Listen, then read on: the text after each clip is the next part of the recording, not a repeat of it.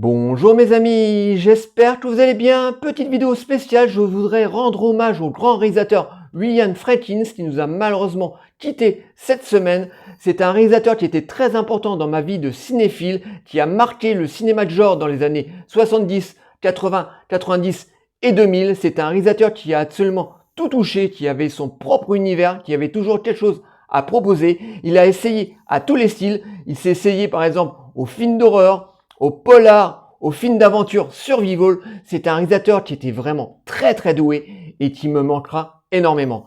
Et grâce à ce grand monsieur, on a eu droit à des chefs-d'œuvre absolus comme L'Exorciste qui est sorti en 1973, un des plus grands films d'horreur de l'histoire du cinéma, avec une Linda Blair possédée par le démon avec un maquillage incroyable, elle était terrifiante. On avait aussi le grand Max von Sydow qui jouait le rôle du prêtre qui était là pour la sauver.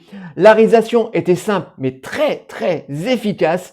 On avait aussi une très grande musique de Michael Field ancrée dans les mémoires, donc un chef-d'œuvre absolu que tout cinéphile ou cinéphage devrait voir au moins une fois. Et là, je m'adresse à la nouvelle génération, c'est un chef-d'œuvre absolu.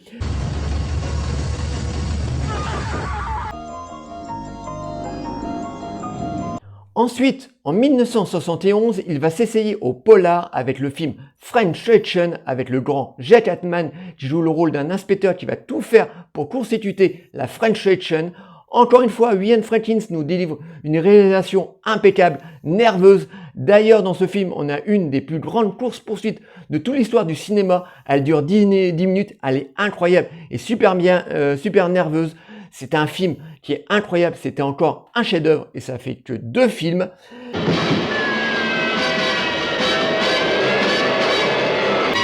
French Connection. Quelques années plus tard, il va s'essayer cette fois au film d'aventure survival avec le film Sorceller, qui est un remake d'un film français, Le Salaire de la peur, avec Yves Montand, qui est nettement supérieur au film français. C'est un film qui marche à fond à l'ambiance, c'est une ambiance noire, poisseuse, avec Rod Serling dans le rôle principal qui est au top de sa carrière. Encore une fois, le réalisateur nous délivre une réalisation incroyable, impeccable. Le réalisateur s'est encore entouré d'une très bonne BO parce qu'il a été chercher le groupe de rock des années 70, Dream Theater, qui nous délivre une musique incroyable, envoûtante. Alors, 3e chef-d'œuvre, encore un film qu'il faut absolument voir.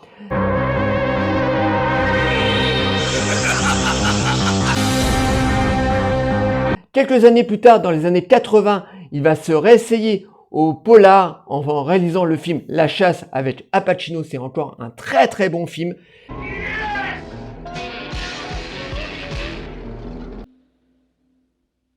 Quelques années plus tard, en 1985, il va s'essayer de nouveau au polar. Bon, je m'aperçois que William Friedkin a fait pas mal de polar avec le film Fédéral Los Angeles, un excellent polar assez violent avec William Dafoe.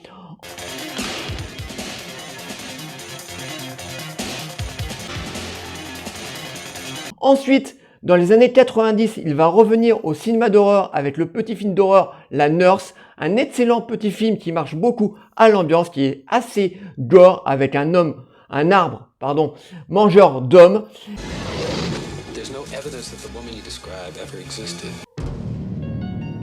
Et il aura fait bien d'autres films. Si je commence à vous parler de tous les films qu'il a pu faire, la vidéo durera des heures. Et pour tous ces films, je remercie ce grand réalisateur qui nous a malheureusement quitté cette semaine. Voilà, c'est une très grande perte. Et pour tous ces merveilleux films, je voudrais le remercier. Alors là où il est, je te dis merci William et repose en paix. Voilà, c'était très important pour moi de rendre hommage à ce grand réalisateur qui était William Friedkin, qui nous manquera atrocement. J'espère que cette petite vidéo hommage vous aura plu. Délikez, abonnez-vous. N'hésitez pas à m'envoyer des messages sur le grand William Friedkin, qu'est-ce que vous en pensez de sa carrière. Je vous répondrai toujours avec plaisir. Et je vous dis à très bientôt. Ciao les amis.